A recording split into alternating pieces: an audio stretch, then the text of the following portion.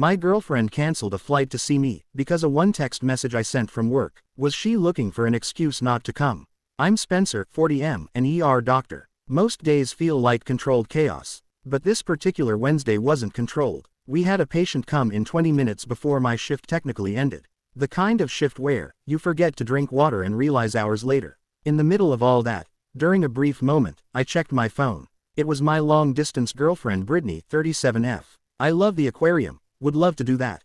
Though I guarantee I'll crave sushi after that, so we definitely have to pair it with that lol. Something about looking at fishies in aquariums makes me crave eating fish lol. I smiled. It felt normal. The kind of message that made long distance feel lighter.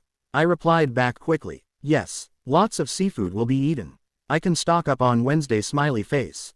And I meant it. I'd sent her an itinerary earlier that week, with multiple seafood spots because she's pescatarian.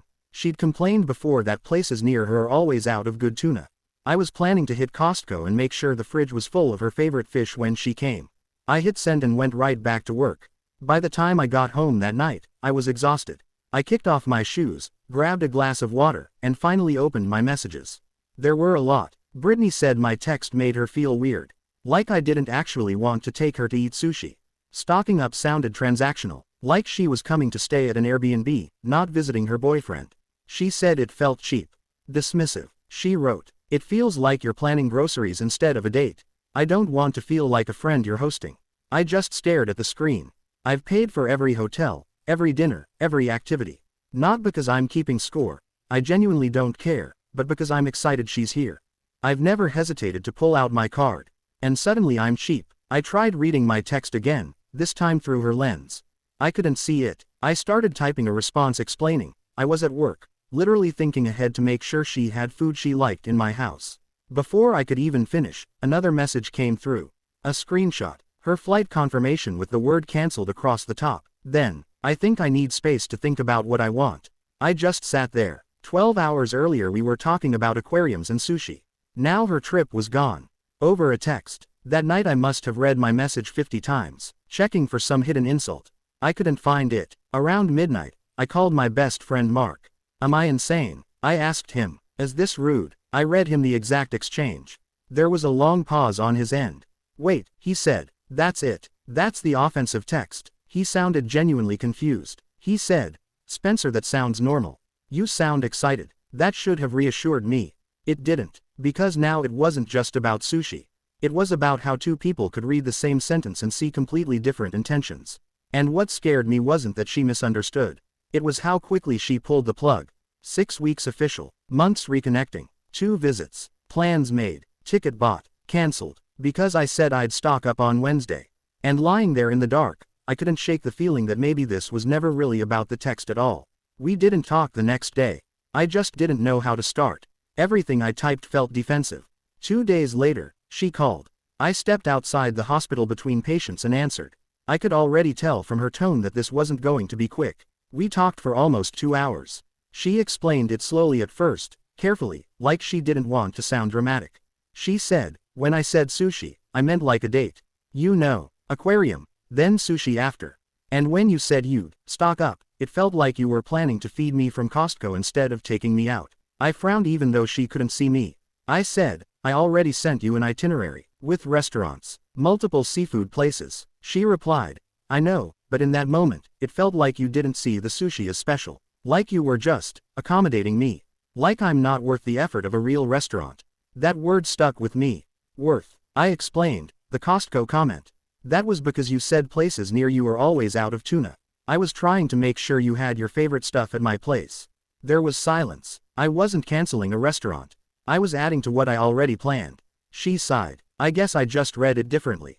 I explained again. I told her I would literally take her anywhere she wanted to go. Money wasn't the issue. Effort wasn't the issue. I was excited she was coming.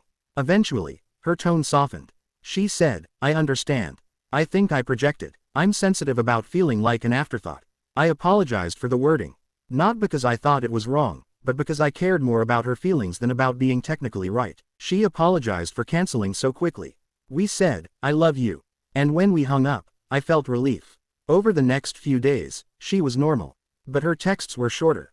Where she used to send long paragraphs about her day, now it was a couple of lines. Fewer emojis. Fewer, can't wait to see you, comments. I told myself I was overthinking it. Then I mentioned rescheduling the trip. So when do you want to rebook? I asked casually. Flights look decent in a couple weeks. She paused. She said, let me check my calendar. That was it. Not, I can't wait to see you. Not, I miss you. Not even a tentative date. And I couldn't shake the feeling that we'd patched the argument, but something underneath it had shifted. A week later, we were on FaceTime talking about potential new dates for her to visit. I mentioned a new restaurant that had opened near me. I was actually excited about it. It's rare for my city to get something genuinely good and different. She laughed lightly and said, it must be so hard living somewhere with no culture. She smiled when she said it. Like it was a joke. But it wasn't the first time. There had been little comments before. About the lack of real food. About how she could never live somewhere that's slow. About how she missed being in a place where things actually happen.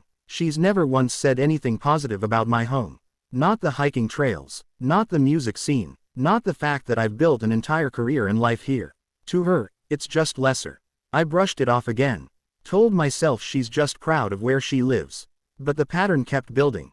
One night, she mentioned she always feels like a guest when she visits because I pay for everything. That confused me. I've happily paid for hotels, meals, club fees, tickets, not because I'm trying to control anything, but because I genuinely don't care when we're only seeing each other every few weeks. So I offered a solution. I said, next trip, you plan it. Pick the hotel, pick the restaurants. You can pay. I don't mind at all. There was a pause. That's not the point, she said. I asked what the point was. She struggled to explain it. Something about not wanting to feel kept. Something about wanting to feel equal. But when I offered actual equality, planning, paying, initiative, she didn't want that either. And that's when something uncomfortable clicked. She wanted the power of paying without the responsibility of organizing. She wanted to feel independent, but she didn't want to take on the effort. Meanwhile, I started noticing other things I hadn't really clocked before. I flew to her twice. She was supposed to come to me once, and canceled. She's never planned a single date. Not once. Every itinerary has come from me. When I talk about my shifts, she'll say, that sounds intense, but she's never asked for details. Never asked how I'm actually handling the stress. It stays surface level. If she's stressed, I listen for an hour. If I'm stressed, it's, wow, that sucks. And slowly, the thought started forming that maybe, this relationship has always been oriented around her comfort, her city, her preferences, her feelings. The sushi text just triggered something that was already tilted. I called my best friend Mark again. I walked him through everything. The city comment, the payment conversation, the weird shift in tone. He was quiet for a while. Then he said, she canceled a trip because of a text about sushi. Not because you cheated. Not because you lied. Because of sushi. When he said it like that, it sounded absurd. And for the first time, instead of trying to decode her feelings, I started asking a different question. Why am I working this hard to prove something that shouldn't need proving? At some point, confusion turned into clarity. I just reached a limit. We were on the phone again, another conversation circling around vibes, and energy, and whether she felt prioritized. I listened for a while. I tried to understand. Then I stopped. I said, can I ask you something honestly? She replied, okay, when have you chosen me? Silence. I've flown to you twice, I continued. I planned every date. I paid for everything without hesitation. I sent you an itinerary before you even got on the plane. And when I made one text that wasn't worded perfectly, you canceled the entire trip. She said quickly, I didn't cancel because of the text. Then what did you cancel because of? Another pause. I just didn't feel good about it. That's the thing, I said, trying to stay calm. You keep saying feelings, but your feelings keep resulting in me being the one who absorbs the consequence. She didn't like that, so now I'm the villain. She asked, I'm not calling you a villain, I said. I'm saying there's a pattern. When something feels slightly off to you, instead of talking through it, you pull back. You cancel, and I'm left trying to fix something I didn't even know was broken. She sighed heavily. I just want to feel special. You are special, I said. But I can't pass a test I don't know I'm taking. That landed harder than I expected. You don't understand how it felt, she said. When you said, stock up, it made me feel like I was just convenient. Like I was being fit into your life, not centered in it. And that's when it clicked. This wasn't about sushi. It was about her needing to feel centered. I can't constantly prove my devotion through perfect phrasing, I said quietly. I show up. I plan. I invest. I make space. If that's not enough, I don't know what else to give. There was no yelling. I think we just communicate differently, she finally said. Maybe. But deep down, I knew it wasn't just communication. It was expectation. She wanted to feel pursued without having to pursue. Wanted emotional reassurance without offering stability in return. And the truth I didn't want to admit. Calling it out didn't change anything. She didn't suddenly say, "You're right. I've been unfair." She reframed it. And that's when I realized something uncomfortable. If someone genuinely believes they were justified in canceling a trip over a text about sushi, you can't argue them into a different framework. You either accept that emotional volatility, or you decide you don't want that. When we hung up, there wasn't closure. There was just clarity. And for the first time since this all started, I stopped asking whether my text was rude.